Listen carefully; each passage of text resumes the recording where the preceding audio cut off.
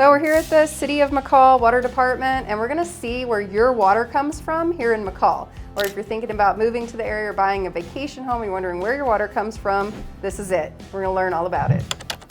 All right, let's go. Here's where the raw water comes into the building from either the Davis intake station or the Legacy Park intake station. Okay. We just did a big upgrade at Davis. We don't have that quite online yet. Yeah. So right now everything's coming from Legacy. Okay. So the water comes in through here. It goes into a collection box, and then it flows into our filters. You can see them marked, the filter influent. Cool. Right now we only have 2 filters. We're hoping that if the bond passes, we'll be able to get 2 more added filters, which will greatly ease our production ability. Okay. From there, after the filters, it processes through gravity, through the filters, and then out into our clear wells. We can walk out there and I'll show you where our clear wells are. Is where our clear wells are. They're buried.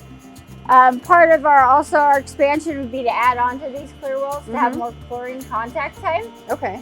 Which would also greatly help. Right now we're limited on chlorine contact time, which limits us on the ability to process water. You need so much chlorine contact time. Yeah. Otherwise, we're in violation with DEQ. Got it. You said that right now it's providing water for 5,300 people. Do they have like a projection on how many it would be in the future, or right now what we top out at about 3.3 million gallons a day, just because of our limited capacity with that chlorine contact time and the 2 filters. Projected with the expansion, we'll be able to go to 8.8 million gallons a day. So it should get us up there quite a bit. Now with population, you know, what really hinders us is the irrigation in the summer. But with the 2 filters, we're also hindered with just our capacity to treat, right? The turnover in the lake, we just had problems with, you know, turbidity, organics, all of that really hinders us with the 2 filters. Yeah, okay. From the clear wells, all the water is pulled out using these pump on pump row. We've got 2 large pumps that pump up to Heaven's Gate. Okay. These only pump up to Heaven's Gate. And then we've got 4 more pumps down here. There's 2 fixed drive pumps. Yep. And then 2 variable frequency drive pumps. Okay. Those pump out to the distribution system that feed all of town. Okay. So from there, we can look at the chemical feed systems. So to help us deal with the turbidity and the organics and stuff that come in from the lake, because we are a surface water plant, and surface water plants are really rare in the state of Idaho. There are only 5% of the treatment plants in Idaho are surface water treatment plants. 95% of them are all groundwater well plants.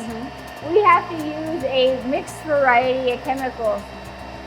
In the last year, we have gone to an enhanced coagulation method. With that enhanced coagulation method, we've actually gone to using a coagulant down at Legacy.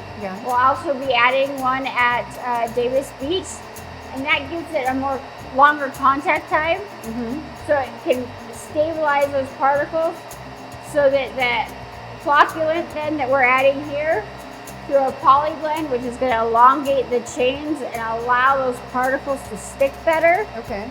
And then we also add a filter aid, that helps the filtration process and helps us get a cleaner filter afterwards when we backwash. Okay. Do they put it through any kind of UV light, or We do not do any kind of UV light.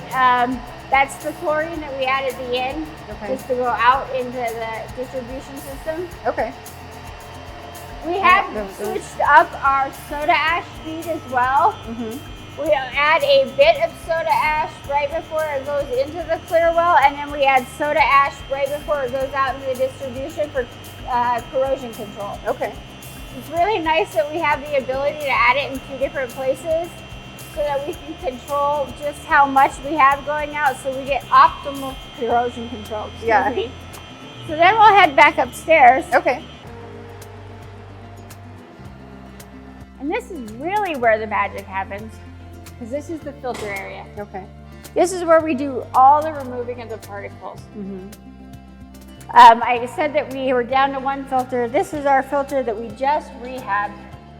Nobody said we could get it done in the time frame. It went out in mid-January. And when I said went out, it completely went out. We had to drain the whole thing, empty all the media, get all the nozzles out. We had to have it completely refurbished. We had dye roots come in and do concrete work, order all new media, new nozzles, and everything. And we got it back up and running by May 1st. It's crazy. So, yeah, that was the deadline I gave all our consultants, engineers, that we really need this back up and running by May 1st. And we did it. That's awesome. So, great amount of teamwork went in with, you know, Nathan and all our consultants and my team here.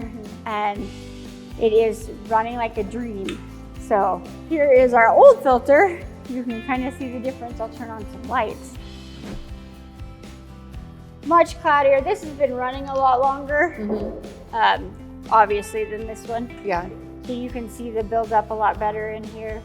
You can see the coagulation process here on top of the pipes with all our coagulated material and turbidity. We actually don't have that one running right now. You saw the gentleman downstairs. They're working on a valve, putting in a new actuator, so that one's actually offline right at this minute. But the main process of this is removing that turbidity material that you can see quite nicely. Yeah.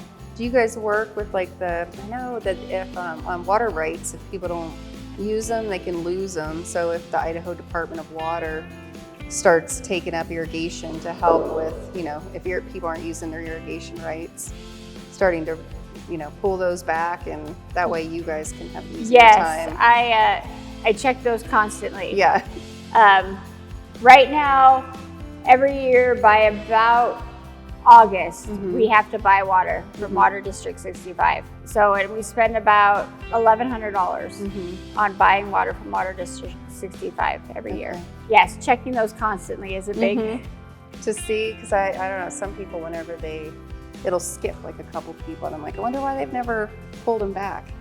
It would be helpful for you guys, I guess, if they did, you know, like if people weren't using the irrigation rights to send them back so that you guys could use the water. Right. No, it would be very helpful. Yeah. And it also depends on what would be great to help to us is senior water rights instead of junior water rights. Our major water rights are very junior, and our senior water right is the Legacy Beach water right. Yeah. And that gives us 5.62 cubic feet a second, I think is what it is. And it's from 1920-ish, I want to say. But all our junior water rights get used right away. And that senior water right is the one we count on the most. Yeah. But when that water right's up, then we're buying water from Water District 65. Yeah. Have they ever done any kind of like, I guess maybe like outreach or asked like a donation for people that maybe they're turning their farmland into development and they can donate the water rights for We have tax? not. No, that'd be cool. Yeah, no, it's definitely something to look out for, right? Yeah. Yeah. And another really cool thing that we do here is we generate our own chlorine. Okay. Oh. So we make chlorine here out of salt. Oh, nice. Yeah. So we do on-site chlorine generation. That's cool. So these are electric plates in here, and water is all generated using salt. That's awesome. So we have a big salt brine tank. Oops. This is our big salt brine tank right here. It's full of salt, mainly salt, and a little bit of water that we keep the salt lucid with. And it flows into here and mixes with these electric plates. And that's what creates the chlorine. Wow. Sodium hypochlorite. So bleach. Yeah. Pretty much that passes up through here and then fills those two great big tanks back there. That's cool. I didn't realize that's how it was made. I didn't have to really put any thought into it. And so that's about it for our City of McCall water treatment plant. Well, thank you. Thanks for letting us come out. Yeah, and you're check it out. welcome. I just think it's interesting. Oh, I love it. Yeah. It's what I live to do. Yeah. Awesome. Thank you, Sabrina. Yeah, Appreciate you're it. welcome, Tia. So thanks for coming out here and touring McCall's Water Center. We hope that this has given you more information about where your water comes from. It's so interesting to know that McCall gets its water from surface water, which is very rare as far as in the state of Idaho, only 5%, and how that turns into water that you can use in your home.